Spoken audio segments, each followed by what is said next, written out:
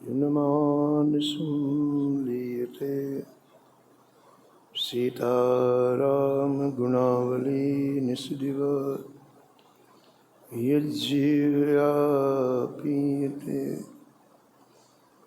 सीताराम विचित्ररूपमनिशं यश्चक्षुषोर्भूषणं सीताराम सुनाम धामनिरतं तं सद्गुरुं संभजे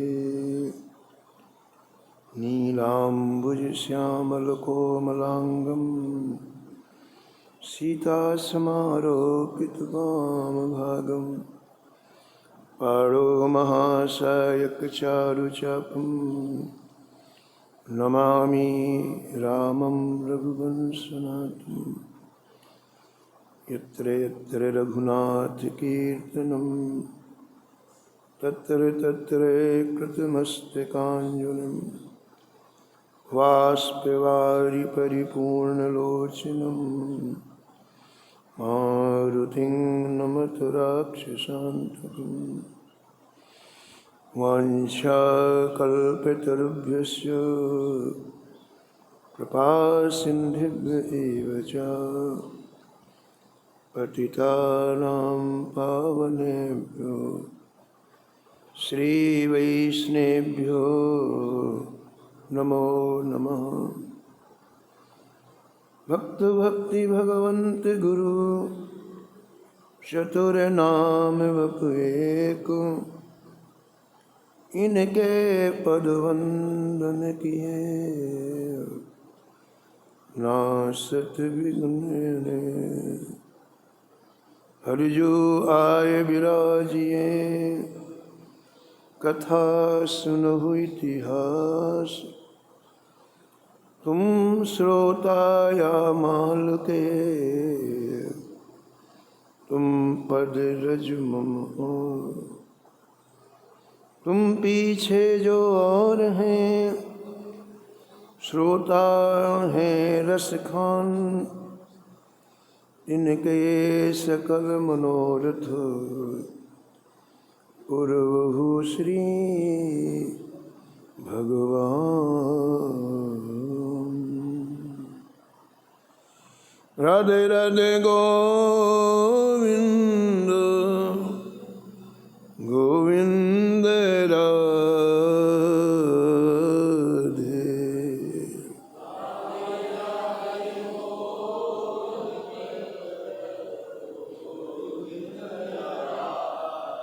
राधे राधे गोविंद गोविंद राधे।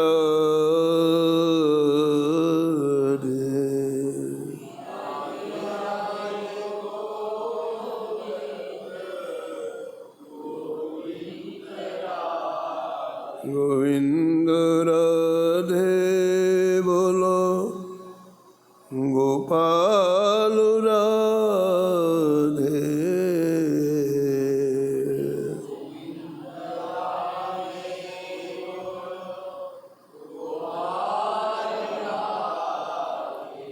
राधे राधे गोविंद गोविंद राधे।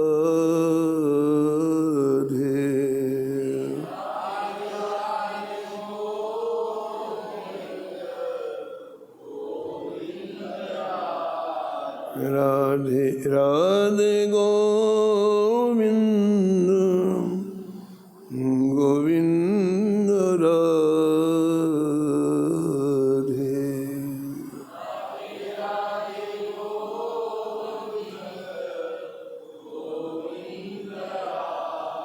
गोविंद राधे बोलो गोपाल राधे।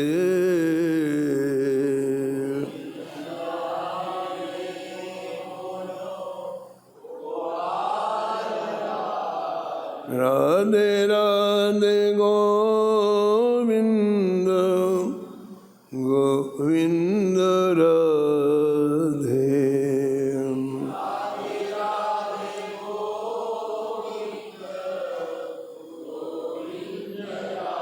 राधे राधे गोविंद गोविंद राधे।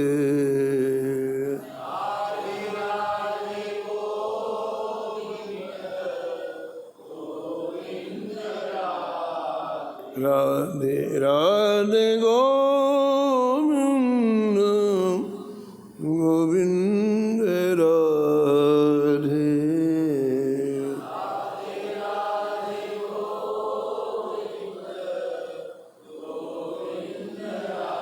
राधे राधे गोविंद गोविंद राधे।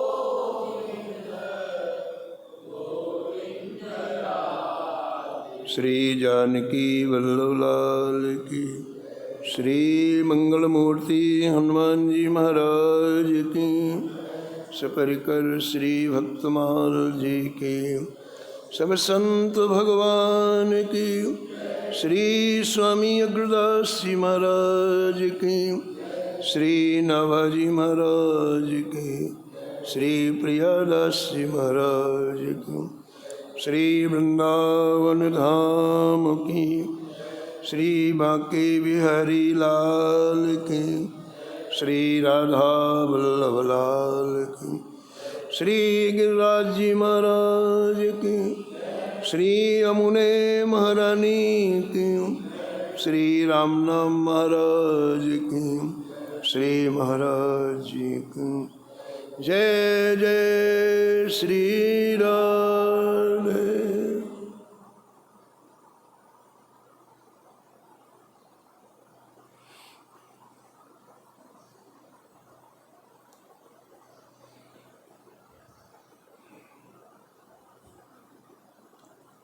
विप्र सार सुत घर जन्म, विप्र राम राय हरि रति करी।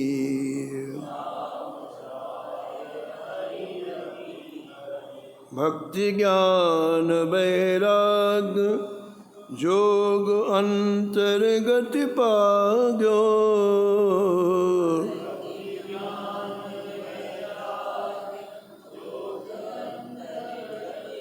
काम क्रोध मद लोभ मोह मत्सर सब त्याग्यो।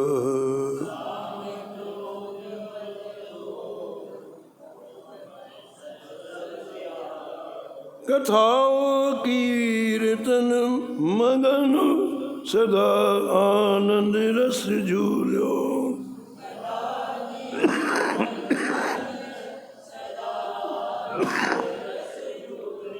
संत निरखु मन मुदित उदित रवि पंकज फूलो।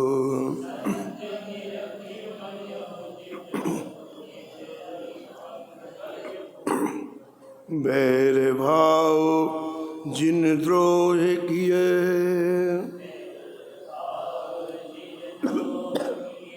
तासु पाग खस भुएं परी। विप्र सार सुत घर जन्म,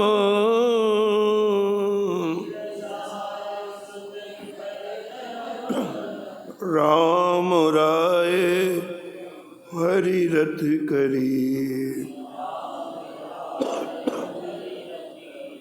राम राय हरि रति करी।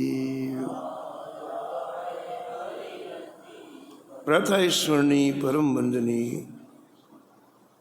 श्री भक्तमाल के रचयिता श्री नाभा गोस्वामी जी इस सप्ताह में परम भागवत परम संत श्री राम राय जी का स्मरण किया है और निष्कर्ष के रूप में कहते हैं कि श्री राम राय जी ये मानव जीवन प्राप्त करके श्री प्रिया प्रीतम युगल सरकार के चरणों में रति करी। रति का मतलब होता है सर्वश्रेष्ठ प्रियता। सर्वश्रेष्ठ प्रियता आपकी युगल सरकार के चरणों में हुई। और मानव जीवन का यही श्रेष्ठ पुरुषार्थ है कि मानव जीवन प्राप्त करने के बाद हृदय में केवल प्रिया प्रीतम युगल सरकार रहे और सबका महत्व धीरे धीरे विदा हो जाए। हम जिनको जिनको महत्व देंगे वो हमारे मन में, बुद्धि में, चित्त में अपना स्थान बना के रखेंगे। इससे सबसे अच्छी बात यह है कि हम किसी से कुछ कहें नहीं, सीधे युगल सरकार को अपने हृदय में विराजमान। और हमारी जब मन की वृत्ति युगल सरकार में लग जाएगी तो ये अपने आप चले जाएंगी। किसी व्यक्ति को जब तक आप महत्व दोगे तब तक वो आपके यहाँ से नहीं जाएगा, लेकिन उसकी उपेक्षा होने लग जाए तो चला जाएगा। ऐसी अनादिकाल से हमारे हृदय में न जाने कितनी कुप्रवृत्तियाँ घर कर रही हैं, उनकी तरफ मत देखो, उनसे मत उलझो। केवल प्रिया प्रीतम युगल सरकार को मानसिक रूप से हृदय में ले आओ, बस सारा काम हो गया। और सुख प्राप्ति का यही सबसे श्रेष्ठ साधन है। सुख किसी को किसी उपाय से नहीं मिलता है, किसी साधन से नहीं मिलता है, कोई चीज़ आने से नहीं मिलता है, कोई चीज़ जाने से नहीं मिलता है। जिस क्षण आपने अपने मानसिक नेत्रों से अपने हृदय में प्रिया प्रीतम को देखा, सुख मिल गया। इसी समय इसी क्षण सुख मिल जाएगा। आपने 5 मिनट देखा तो 5 मिनट का सुख मिलेगा, आपने 15 मिनट देखा तो 15 मिनट का सुख मिल जाएगा, आपने 1 घंटे देखा तो 1 घंटे का सुख मिल जाएगा। क्योंकि सुख के मूल स्थान यही है। ध्रुव जी की माता सुनीति जी अपने बेटे से कहती हैं, बेटे चारों वेदों ने एक ही बात कही है कि भगवान के चरणों में सुख है। यह कहो सुत वेद चहूँ, श्री रघुनाथ चरण नौकात जी, नाहिन ठौर कहूँ। तो ये विवेक है कि हम मानव जीवन आयु पूरी होने के पहले अपने अंतःकरण में प्रिया प्रीतम को विराजमान करें, यही विवेक है। अब आगे की पंक्तियों में कहते हैं कि ये रति कैसे होगी। कहते हैं कि जब आप महापुरुषों के बीच में जाएंगे तो आपको भक्ति प्राप्त होगी, ज्ञान प्राप्त होगा और आपके अंतःकरण में धीरे धीरे इनकी जगह बन जाएगी। फिर आगे क्या होगा, बोले कई जन्मों से जो कब्जा जमाए हुए हैं, कौन कौन, काम, क्रोध, मद, लोभ, मोह, मत्सर, वो सब के सब भाग जाए। कब्जा जमा के रखा है इन्होंने। आप कितना प्रयास, गीता जी में तो लिखा है कि ये महान पेटू है, आपने इनको इतनी खुराक दी, काम को दी, क्रोध को दी, लोभ को दी, इनका पेट कभी भरा नहीं है। सो सत्संग के माध्यम से भक्ति ज्ञान वैराग अंदर जाता है, काम क्रोध मद लोभ बाहर निकलते हैं और फिर अपनी स्थिति को मेंटेन रखने के लिए, यथावत हृदय की स्थिति मेंटेन रखने के लिए हमें 2 चीज़ें निरंतर करना चाहिए जो राम राय जी ने की, कथा कीर्तन मगन। प्रेम से कथा सुने और प्रेम से भगवान के नामों का संकीर्तन करें। बस आनंद के रस में आप 24 घंटे डूबो रहोगे। ऐसा राम राय जी के चरित्र में नाभाजी महाराज लिखते हैं। इनकी हरि के चरणों में रति कैसे हुई, 4 पंक्तियों में कह दिया।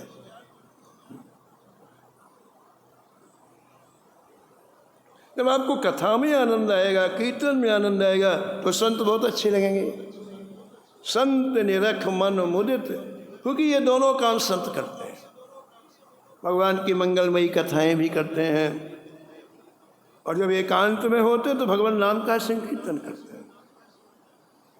पूज्य महाराज जी, श्री मथुरा जी महाराज सुना रहे थे कि एक बार 10 संतों ने निर्णय लिया कि देखो समय जा रहा है, भगवान का भजन नहीं हो पा रहा है। इतने आकर्षण है बाहर कि व्यक्ति अपने आप को नहीं रोक पाता है, और 24 घंटे यूँ चले जाते हैं। अब बताओ, जो समय चला गया लौट के तो आना नहीं। इसलिए विवेकवान व्यक्ति को खूब विचार करना चाहिए कि आज का समय हमने कहाँ लगाया, अपने लक्ष्य की प्राप्ति के लिए लगाया कि नहीं लगाया। तो 10 संतों ने विचार किया कि देखो भजन नहीं हो रहा है, समय चला जा रहा है, क्या करें। बोले भैया अब एकांत वन में चलते हैं, और आपस में भी हम नहीं मिलेंगे। हम लोग वन में चल के आपस में भी नहीं मिलेंगे। बोले ठीक है। 10 संत गए, घास फूस की कुटिया बना ली, और वहाँ भजन करने लगे। सुबह 4 बजे से लेके भजन में बैठ जाते, रात में 10 बजे तक। फिर 10 बजे सभी संत निकलते। बोले भैया अब रात्रि में संकीर्तन करेंगे। संकीर्तन में संत साथ में रहते, भजन में एकांत में रहते। ठाकुर जी का जप करना है, ध्यान करो तो एकांत की बात, लेकिन संकीर्तन सामूहिक होता है, सब लोगों को मिलकर करना चाहिए। तो अपनी अपनी कुटिया से रात्रि में 10 बजे सब निकल आते और संकीर्तन करते। देखो आप, जब आप इतने घंटों तक मन को एकाग्र रखोगे तो संकीर्तन में कितना आनंद आएगा। संकीर्तन क्या है, क्या परिभाषा है संकीर्तन? हमारे हृदय का अमृत हम जब मुख के द्वारा बाहर निकालते हैं, वही संकीर्तन है। हर व्यक्ति के हृदय में अमृत भरा हुआ है लबालब। ऐसा कोई व्यक्ति नहीं है जिसके हृदय में अमृत ना भरा हो, लेकिन वो अमृत दब गया। बाहरी कामनाओं ने उस अमृत को दबा दिया है, इसलिए हम अमृत खोजने के लिए बाहर भटक रहे हैं। उस अमृत को निकालना है, वो कैसे निकलेगा? भगवान नाम से, भगवान के नाम के संकीर्तन से। दबा हुआ अमृत बाहर निकलता है महाराज। कहीं नहीं जाना है, कुछ नहीं करना है, सब चीज़ आपके पास है, लेकिन भ्रम हो गया है। जंगल में मृग रहता है, उसको प्यास लगती है तो पानी के लिए दौड़ता है, तो देखता है कि सामने पानी भरा हुआ है, दौड़ के जाता है, वहाँ पानी नहीं भरा रहता है। सूर्य की किरणें बालू में पड़ती हैं तो ऐसे प्रतीत होता है कि यहाँ पानी की भरा हुआ है। सूर्य की किरणों से ऐसा लहराता हुआ पानी दिखाई पड़ता है, जहाँ बालू होती है, रेता होता है, और मृग उसी को पानी समझ के दौड़ लगाता है। वहाँ जाता है, पानी मिलता नहीं, दौड़ते दौड़ते मर जाता है। ठीक यही स्थिति हमारी है। अमृत हमारे अंदर है, ये समझने की बात है। इसको बाहर निकालो। इस अमृत से मन बुद्धि संपूर्ण इंद्रियों को तृप्त कर दो, बस आप शहंशाह हो गए, आप सम्राट बन गए, आप राजा बन गए। कितनी बढ़िया प्रक्रिया, ना किसी के हाथ जोड़ना, ना किसी के पैर, न कहीं जाना ना आना। एक बात अच्छी तरह से ध्यान देना चाहिए कि विचरण करने से, घूमने से, आने जाने से कुछ भी प्राप्त नहीं हो। सिस्टम सही नहीं है। सिस्टम सही है कि पहले आप अपने अमृत को प्राप्त करो। हृदय में अमृत भरा हुआ है, और जब आप भगवान के नाम का संकीर्तन करते हैं, भगवान नाम का आश्रय लेते हैं, तो हृदय का भरा हुआ अमृत बाहर आ जाता है और परम संतुष्ट हो जाते हैं, छक जाते हैं। वो संत 10 बजे रात्रि में संकीर्तन करते तो उनको अपने आप का ख्याल ही नहीं रहता। इतने प्रेम से संकीर्तन दसों करते कि उन्हें अपने शरीर का ही ख्याल नहीं रहता।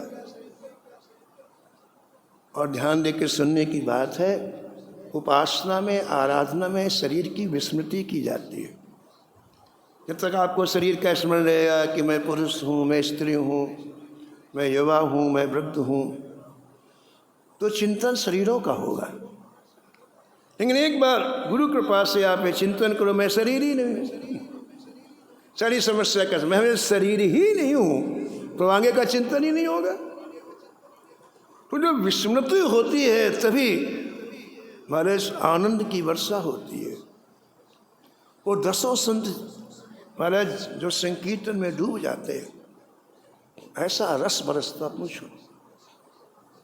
एक दिन तो ठाकुर जी से नहीं रहा गया, भगवान नारायण से नहीं रहा गया।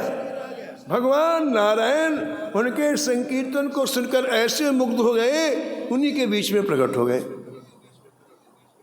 उन संतों के बीच में प्रकट। अब उनकी स्थिति देखो, आँख बंद किए हुए, हरि बोल हरि बोल हरि बोल लगे हुए।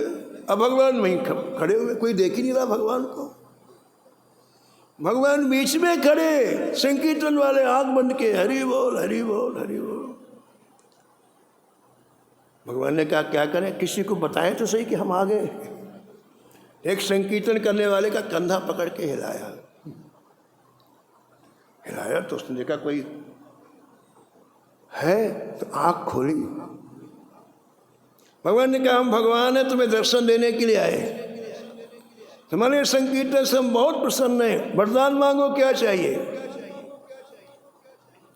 उसने कहा वरदान दोगे? बोले हाँ। बोले आप दोनों हाथ ऊपर करो और हरी भरी बोलो ये वरदान चाहिए। आप भी दोनों हाथ ऊपर करो और हरी बोल हरी बोल हरी बोल करो। कितनी नाम की महिमा है विषय कि कोई इच्छा ही नहीं रह जाती। अरे इच्छा हो तो वरदान मांगे। भगवान के नाम का रस जीवन में इतना आ जाता है कि अब बस यही चाहिए। और यही वस्तुतः सार की बात है कि बहुत रस है भगवान के नाम में, लेकिन जिस क्षण ये प्रतीति हो जाएगी आप शहंशाह बन जाएंगे, नहीं तो ये मांगने का स्वभाव नहीं जाएगा। चींटी से लेके ब्रह्मा तक सब मांगते हैं। इसलिए प्रेमियों, श्री राम राय जी के जीवन की सबसे विशेष बात है, उन्हें हरि के चरणों में रति की, प्रिया प्रीतम को अपने हृदय में बसा लिया और न जाने कितनों को परम भक्त बना दिया।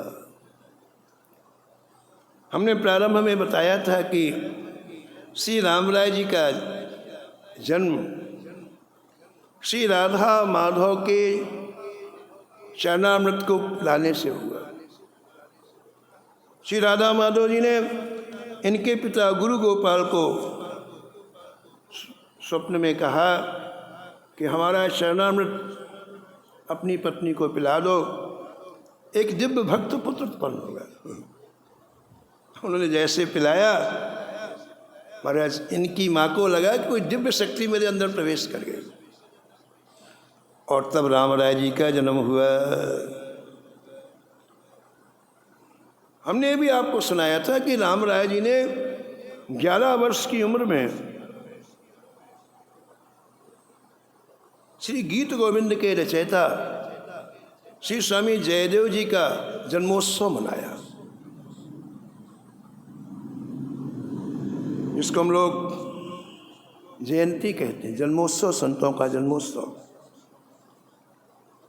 जन्मोत्सव मनाया और हजारों ब्राह्मणों को निमंत्रित किया। तो भगवान इतने प्रसन्न हो गए। ये है, देखो संतों के उत्सव से ठाकुर जी कितने प्रसन्न होते हैं, बहुत प्रसन्न होते। उसी दिन ठाकुर जी प्रसन्न हो गए और रात्रि में स्वप्न में कहा राम राय जी से, अब तुम श्री धाम वृंदावन जाओ। वृंदावन भेजा। आप अपने संकल्प से, लाहौर में आपका जन्म हुआ, अपने संकल्प से श्री श्री हरिद्वार आए। गंगा के तट पर श्री आसधीर जी से मुलाकात हो गई, जो आसधीर जी स्वामी हरिदास जी के गुरु हुए, बाद में उनसे मुलाकात हो गई।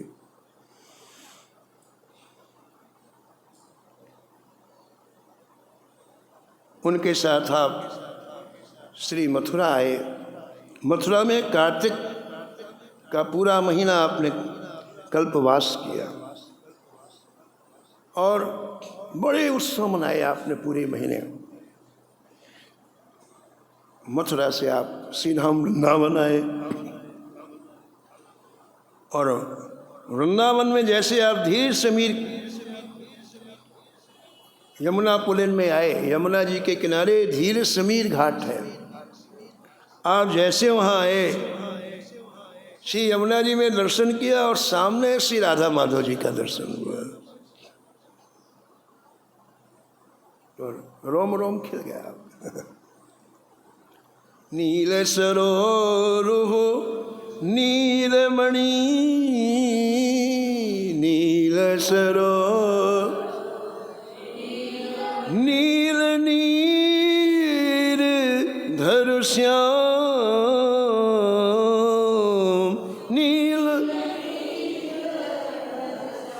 लाजहि तनु शोभा निरखो, लाजहि तनु कोटि कोटि सतकाम,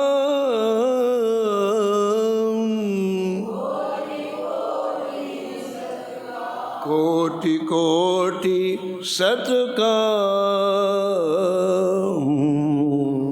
कोटि कोटि।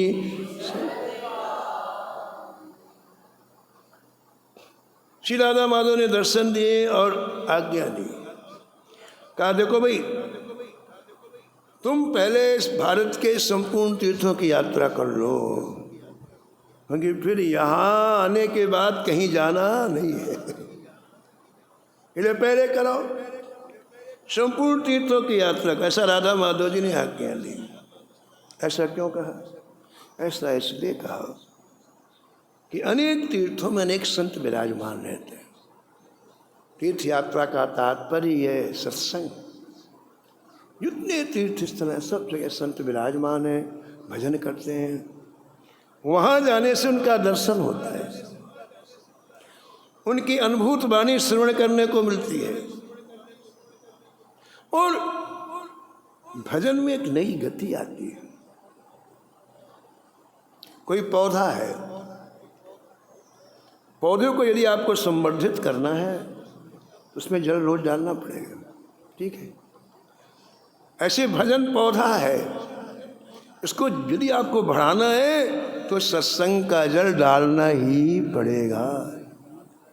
सत्संग का जल नहीं डालोगे तो भजन की गति अपने आप कम होती जाएगी, कम होती जाएगी, कम होती जाएगी।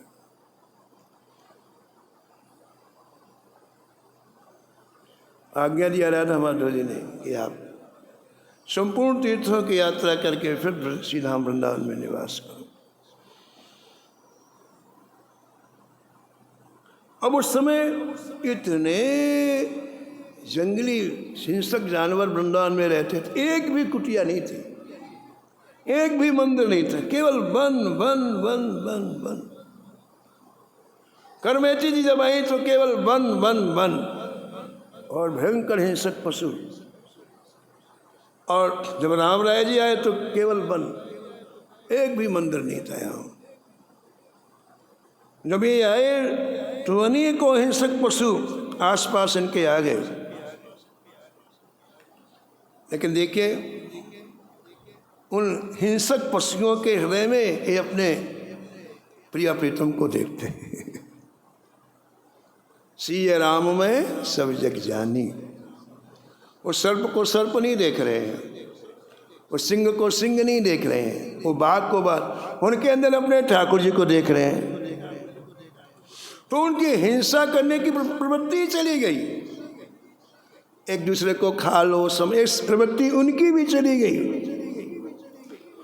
और महाराज अपने भजन के बल से उन हिंसक पशुओं को आप मनुष्य बना देते और कहते जाओ मथुरा से काम करके आ जाओ। बढ़िया मनुष्य बन के जाते, मार्केट में खरीदी करते और वापस आ जाते। ऐसे भालुओं को, सिंहों को, सर्पों को खूब भेजते, चारों तरफ भेजते और वापस आ जाते। यानी जैसा राम राय जी कहते उनकी आज्ञानुसार काम करते। आपने श्री धाम वृंदावन के जितने पशु थे सबसे प्रेम किया, पशुओं से नहीं। इसमें लिखा है कि यहाँ की लताओं से, यहाँ के वृक्षों में साक्षात बातचीत करते हैं उनसे, वो भी बातचीत इनसे करते हैं। ये सामान्य नहीं है। वृंदावन में जो आपको लताएं दिख रही हैं, वृक्ष दिख रहे हैं, पक्षी दिखे, सामान्य नहीं, ये सब सिद्ध संत हैं। एक और वृक्ष बन गए, ये इसलिए बन गए कि हमारा अहंकार गलित हो जाए। कोई भी शरीर मिलता हमको अहंकार आ जाता है, अब हमको वृक्ष बना दो आप, और ये अहंकार भगवान से दूर कर देता है। जानबूझ के वृक्ष बने कि हमारा अहंकार गलित हो जाए, जानबूझ करके पक्षी बने, निम्न योनि इन्होंने धारण की, जिससे हमें ठाकुर जी का दर्शन में अवरोध ना हो। ये अहंकार और उत्पन्न कर देता है। इसलिए रसिकों ने सबकी बड़ाई की। चित्रकूट के विहंगो मृगो, चित्रकूट के बेली बिटपो तृण जाति, बेली बिटपो तृण जात, धन्य धन्य पुण्य धन्य अति, धन्य धन्य कहाँ ही देव दिन रात,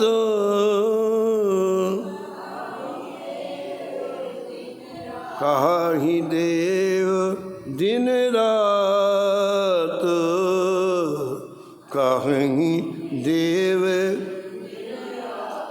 मनुष्य नहीं, देवता बड़ाई करते। श्री धाम वृंदावन के पशुओं की, यहाँ की लताओं की, यहाँ के वृक्षों की 24 घंटे देवता बड़ाई करते हैं। ये कितने सौभाग्यशाली। इन्हें श्री ठाकुर जी का नित्य दर्शन होता है। अच्छा, तुलसी भाई जी कह रहे थे, श्री हनुमान साहब पोदार जी, कि जंगल में ऋषि लोग भजन करते और कन्हैया अपने सखाओं के साथ निकलते और दौड़ करके वृक्षों में चढ़ जाते, और चढ़ने के बाद फिर किसी शाखा को पकड़ करके उसमें खूब झूलते। सखाओं के साथ बड़ा आनंद आता कन्हैया को। फिर उतरते, फिर दूसरे वृक्ष में चढ़ जाते, फिर किसी शाखा को पकड़ के झूलते। ऋषियों ने सोचा कि हमसे अच्छे तो ये वृक्ष है कि ठाकुर जी झूलते, आनंद लेते, चलो वृक्ष बन जाते, हमारे ऊपर भी झूलेंगे। हमें मनुष्य बन के क्या फायदा? अगर हम वृक्ष बन जाएंगे तो ठाकुर जी चढ़ेंगे, हमारे ऊपर झूलेंगे, कितना सुख मिलेगा। तो ऋषि मुनि सब वृक्ष बन गए। कन्हैया हम हमारे ऊपर झूलें, हमको कितना सुख मिलेगा। और ऋषि मुनि जो भजन कर रहे थे सब वृक्ष बन गए। तो श्री राम राय जी महाराज श्री धाम वृंदावन में रह करके इन वृक्षों के साथ बातचीत करते हैं और कहते कि आप वृंदावन में हो, श्री ठाकुर जी की बिहार लीला सुनाओ, तुमने देखी है, हमको बता नहीं रहे हो। श्री ठाकुर जी यहाँ विचरण करते हैं, ये वृंदा विपिन है, यहाँ आपने देख, हमको सुनाओ। तो मैंने जो बिहार लीला का वर्णन करते वृक्ष, और राम राय जी प्रमुदित हो जाते। इस तरह से आपने महाराज एक दिव्य वातावरण बना दिया, सत्संग का वातावरण हो गया। जो लोग यहाँ कभी वृंदावन डरते थे, कोई रात में ठहरता नहीं था। अरे भैया वहाँ है, सिंह है, पशु है, बाघ है, सर्प है, बड़े बड़े घनघोर वृक्ष हैं, वहाँ देख के राम राय जी आनंद ले रहे। तो कुछ दिन तक आप श्री धाम वृंदावन में रहे। फिर आपको याद आया कि ठाकुर जी ने कहा है कि एक बार भारत के संपूर्ण तीर्थों का भ्रमण कर लो। तो आपने आसधीर जी को, जो मथुरा में रुके हुए थे, उनको वहाँ छोड़ करके और आप सबसे पहले काशी गए। मथुरा से आप राम राय जी काशी गए। काशी विद्वानों की भूमि है। बड़े बड़े विद्वान उस समय थे। जब राम राय जी गए तो विद्वानों ने एक सभा की। उस सभा में राम राय जी ने विद्वानों को जो संबोधन किया, इतना उच्च कोटि का था। अब देखो आप, जिसके हृदय में प्रिया प्रीतम विराजमान हो, उसका संबोधन कितना ऊंचा होगा। ये बात समझने की है। व्यक्ति केवल विद्वान हो, केवल पुस्तकीय ज्ञान से प्राप्त हो, तो उसकी एक लिमिटेड ही आभा प्रभा होती है। लेकिन जो स्रोत से जुड़ा हुआ हो, ठाकुर जी के चरण कमल स्रोत हैं, उसकी प्रतिभा अकल्पनीय होती है, असीमित होती है। तो राम राय जी ने काशी में विद्वानों के बीच में जब अपना संबोधन किया, अपना प्रवचन किया, पूरी काशी नतमस्तक हो गई। और काशी वासियों ने कहा, भैया हमें इतना बड़ा विद्वान पृथ्वी में कोई दूसरा दिखा नहीं, काशी में इनकी शोभा यात्रा निकालेंगे। बहुत बड़े रथ में विराजमान करके श्री राम राय जी की पूरी काशी में शोभा यात्रा निकाली गई। जय जय राम कृष्ण हरि, जय जय राम कृष्ण हरि, जय जय राम कृष्ण हरि, जय जय राम कृष्ण हरि।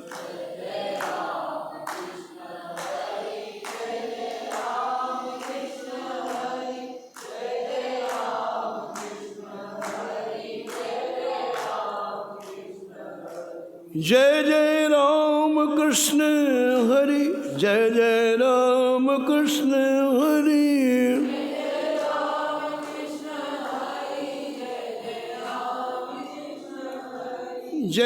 राम कृष्ण हरि, जय जय राम कृष्ण हरि।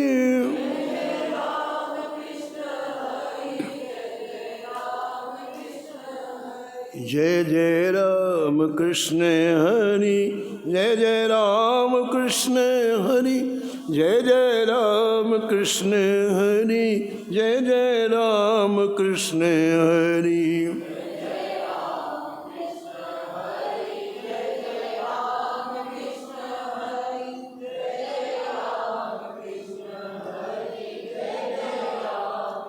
ग्रंथकार कहते हैं कि शोभा यात्रा में उस समय के बड़े बड़े विद्वान लोग साथ में थे। कौन कौन थे, कुछ के नाम दिए हैं। श्री माधवेंद्र पुरी जी महाराज, श्री राजेश्वर तीर्थ जी महाराज, श्री स्वामी प्रकाशानंद सरस्वती जी महाराज, जगद्गुरु वल्लभाचार्य जी महाराज, श्री गोकुलानंद जी महाराज, श्री विद्यासागर जी महाराज, श्री कवि रघुनाथ एवं विश्वनाथ आदि अनेकों महापुरुष इनकी विद्वता से प्रभावित होकर के शोभा यात्रा में सम्मिलित हुए। और इन विद्वानों को इनके सत्संग से बड़ा सुख मिला। अब काशी में कोई बाहर का व्यक्ति इतना प्रसिद्ध हो जाए तो कई लोगों ने सोचा, अरे भैया जब तक हमसे साथ निकलेंगे हम नहीं मानेंगे, इतने बड़े विद्वान हैं। तो हमारा सब अपना अपना झंडा ऊंचा रहे, हमारा हमसे साथ करो, हमसे करो, हमसे करो। और आपने उनका भूत 2 मिनट में उतार दिया। ऐसा साथ किया, सब चरणों में गिर पड़े, बोले समय व्यर्थ मत करो, भजन करो। ईर्ष्या द्वेष छोड़ो, हम बड़े, हम बड़े, हम विद्वान, हम विद्वान। तो महाराज वो भजन में लग गए। इतना प्रभाव काशी में नित्यानंद जी ने देखा राम राय जी का, तो बड़े प्रभावित हुए। ये व्यक्ति का इतना प्रभाव, पूरी काशी उसके अधीन हो गई।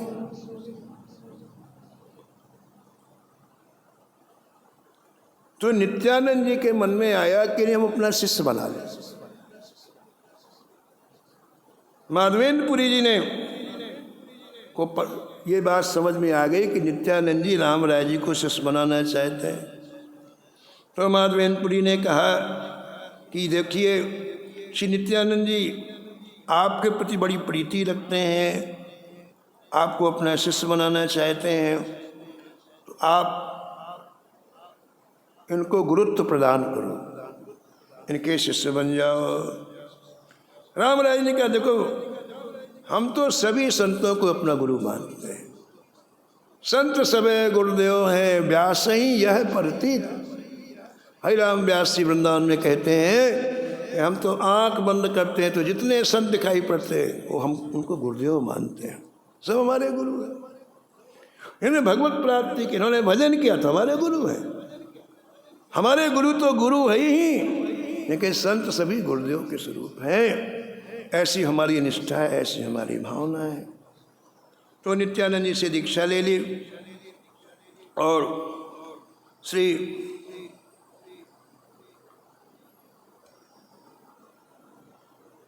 वल्लभाचार्य जी महाराज आपकी दैन्यता को देख करके बड़े संतुष्ट हुए और वल्लभाचार्य जी के साथ श्री राम राय जी का खूब सत्संग हुआ। श्री राम राय जी ने को नित्यानंद जी नवद्वीप लेकर के गए। उस समय नवद्वीप में श्री कृष्ण चैतन्य महाप्रभु जी विराजते थे। श्री नित्यानंद जी के साथ में राम राय जी ने श्री कृष्ण चैतन्य महाप्रभु जी का दर्शन किया। महाप्रभु ने कहा आप कुछ सुनाओ, क्योंकि बहुत बड़े कवि भी थे, और उन्होंने एक अष्टपदी सुनाई। श्री राम राय जी ने श्री कृष्ण चैतन्य महाप्रभु जी की अष्टपदी सुनाई। पश्यति दिश दिश रहसि भवंतम त्वदधरम धुरम धुनी पिबंतम नाथ हरे जय नाथ हरे सीदत श्री राधावास गृहे। ये 3-4 पंक्तियां जैसे सुनाई तो महाप्रभु जी वियोग में, श्री राधा माधव का वियोग व्याप्त हो गया, भड़ाम से भूमि पर गिर पड़े, मूर्छित हो गए। फिर कुछ घंटों के बाद आप होश में आए। उस समय जितने लोग वहाँ बैठे थे, जितनी देर महाप्रभु जी मूर्छित रहे उतनी देर रामराज जी ने क्या किया, श्री ठाकुर जी की मानसिक सेवा की। मानसिक सेवा में ठाकुर जी को मन से स्नान कराया जाता है, मन से वस्त्र पहनाए जाते हैं, अलंकार पहनाए जाते हैं, और तो और मन से भोग लगाया जाता है। तो इन्होंने मन से श्री ठाकुर जी को भोग लगाया, और भोग लगाने के बाद जितने लोग थे वही भोग सबको खिलाया, लगाया, मन सब प्रकट हो गया। और वहाँ जितने 300-400 सबको मानसिक भोग प्रत्यक्ष करके सबको खिलाया। अरे भैया उस भोग को पा करके सभी तृप्त हो गए। बोलो भक्तवत्सल भगवान की। जब होश में आए श्री कृष्ण चैतन्य महाप्रभु जी तो इनको बोले आप साक्षात राम हो। राम राय नाम तो नहीं इनका, तो बोले आप साक्षात राम हो। ये क्या है? इसका मतलब ये है कि व्यक्ति भजन करते करते राम रूप में हो जाता है, कृष्ण रूप में हो जाता है। हनुमान जी ने देखो राम जी का भजन किया, और जब लंका पहुँचे और विभीषण जी ने देखा हनुमान जी को तो उनको लगा साक्षात राम जी आए मेरे, कि तुम राम दीन अनुरागी,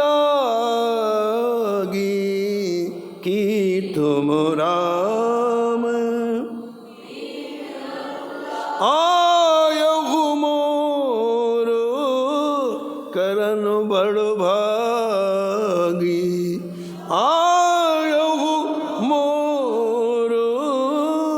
करन बड़ो भाग। विष्णु हनुमान जी को देखते कि आप साक्षात राम हो, मेरे कुटिया में आए हो, मुझे सौभाग्यशाली बनाने के लिए आए हो। ये क्या है? हनुमान जी ने इतना भजन किया, इतना भजन किया कि राम के रूप में दिखाई पड़ने लगे। तो महाप्रभु जी ने कहा कि तुम साक्षात राम। राम राय जी को कहा और कहा देखो मैं तुमसे सीधा वृंदावन में मिलूंगा। तुम वृंदावन यहाँ से जाओगे तो मेरे इन दो पार्षदों को ले जाओ, एक भूगर्भ गोस्वामी को, एक श्री लोकनाथ गोस्वामी, इनको अपने साथ वृंदावन ले जाओ और मैं जब वृंदावन आऊँगा तो आपसे मिलूँगा। श्री राम राय जी श्री महाप्रभु जी का दर्शन करके नवद्वीप से श्री जगन्नाथ धाम आए। वहाँ पर 1 वर्ष तक रहे, लेकिन कैसे रहे देखो आप, आश्चर्य की बात। श्री जगन्नाथ महाप्रभु के संपूर्ण राग भोग की स्वयं नित्य सेवा करने लगे। अपने भजन के बल से जितनी सेवाएं होती हैं जगन्नाथ माँ स्वयं उसकी व्यवस्था करने लगे। और सुनो, नित्य आप श्री गीत गोविंद सुनाते हैं महा श्री जगन्नाथ जी भगवान। श्री जगन्नाथ जी को गीत गोविंद बहुत प्रिय, प्रिय नहीं बहुत प्रिय। कोई गीत गोविंद कहीं भी गा रहा हो, छलांग लगा के मंदिर से आ जाते हैं, इतना गीत गोविंद उनको प्रिय। कोई मालिन की लड़की जगन्नाथपुरी में गीत गोविंद गा रही थी खेत में, और ठाकुर जी मंदिर से निकले महाराज सुबह 4 बजे, धड़ाम से खेत में पहुंच गए। अब वो गीत गोविंद गा रही और इतने मस्त हो गए ठाकुर, उसके पीछे पीछे चल रहे। वो बैगन का खेत था, वो बैगन तोड़ रही थी बाजार में बेचने के लिए सुबह 7 बजे, और गीत गोविंद गुनगुना रही थी। सुबह का बढ़िया समय, उसको याद था गीत गोविंद, और उसके गीत गोविंद के भावों के साथ जगन्नाथपुर जी पीछे नहीं, कभी बाएं झुकाए, कहीं दाएं झुकाए, कहीं आगे जा रहे कुछ। जो पोशाक पहने थे जगन्नाथ जी सब कांटों में उलझ के चिर चिर सब फट गई, उनको पता ही नहीं। इधर से फट गई, इधर से फट गई, इधर से सब फट गई। जैसे गीत गोविंद बंद किया ठाकुर जी छलांग लगाई मंदिर में आ गए। पुजारी ने दरवाजा खोला, देख के आश्चर्यचकित, अरे ये इतनी पोशाक कैसे फट गई ठाकुर जी की। अब किसी को समझ में नहीं आया, राजा को बुला के लाए। राजा आया, देखा, उसको भी आश्चर्य हुआ। कहीं तो पोशाक खाई नहीं, वहीं रह गई पौधों में, पीछे से उलझ गई। अरे इतने ताला लगे रहते मंदिर में, कौन आया, किसने फाड़ दी पोशाक। चरणों में गिरा राजा। तो ठाकुर जी बोले हमें गीत गोविंद बहुत प्रिय है, इसलिए मालिन की लड़की गीत गोविंद गा रही थी। अष्टपदी अभ्यास करे तेहि बुद्धि बढ़ावे, राधा रमण प्रसन्न सुनन निश्चय तह आवे, सुनन निश्चय तह आवे।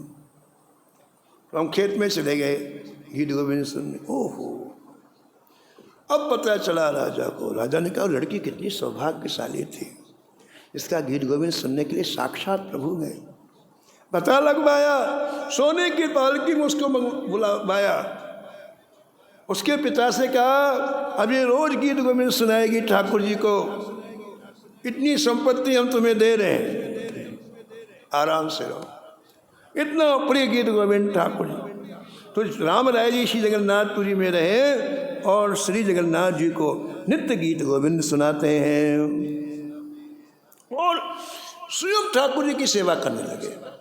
सबको हटा दिया। देखो, भाव की सेवा होती है, व्यक्ति की सेवा नहीं होती है कि 10 लोग सेवा कर रहे हैं, ये 5 ना। भाव प्रधान व्यक्ति सेवा कर सकता है, हृदयवान व्यक्ति सेवा कर सकता है। इसलिए राम राय जी के हृदय में प्रिया प्रीतम विराजते थे। इन्होंने सब सेवा प्रारंभ की तो महाराज ऐसा श्रृंगार ठाकुर जी का करते जिसका वर्णन नहीं किया। श्रृंगार करने के बाद स्वयं जगन्नाथ जी की आरती करते और आरती करने के बाद महाराज जो लोग दर्शन करने आते गदगद हो जाते। इस तरह से आप जगन्नाथपुरी में रहे और भक्तों को सुख दिया। कथा और भी है, लेकिन समय की सीमा में हम वाणी को यहीं विराम देते हैं। जय जय श्यामा, जय जय श्याम, जय जय श्री वृंदावन धाम।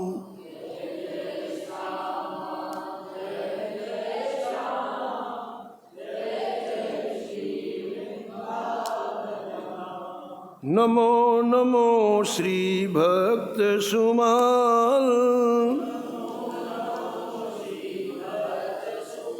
जाके सुनत महात्म नासत, ओरे झलकत राधा नंदलाल। गद गद स्वर पुलकित अंग अंगनी, लोचन बरसत असु अनुजाल। उतर जात अभिमान ब्याल विष्णु, लेत जीवाय सुरस थी काल। होते प्रीत हरि भक्त जनन सो, लेत शीघ्र हटि चरण प्रछाल। तजत कुसंग लेत सतसंगति, भाग जगत को अद्भुत भाल। निशिवासर सोमत अनुजागत, रोम रोम हुए करत निहाल। श्री अग्र नारायण दास प्रिया प्रिय, प्रगति जीवन रसिक रसाल। नमो नमो श्री भक्त सुमाल। हरे कृष्ण कृष्ण कृष्ण हरे हरे, हाँ हरे राम राम राम हरे हरे। हरे कृष्ण कृष्ण कृष्ण हरे हरे, हाँ हरे राम राम राम हरे हरे। जय जय हरे कृष्ण कृष्ण कृष्ण हरे हरे। जय जय हरे राम राम राम हरे हरे। श्री जानकी वल्लभ लाल की, श्री मंगल मूर्ति हनुमान जी महाराज की। शुक्र कर श्री भक्तमाल जी।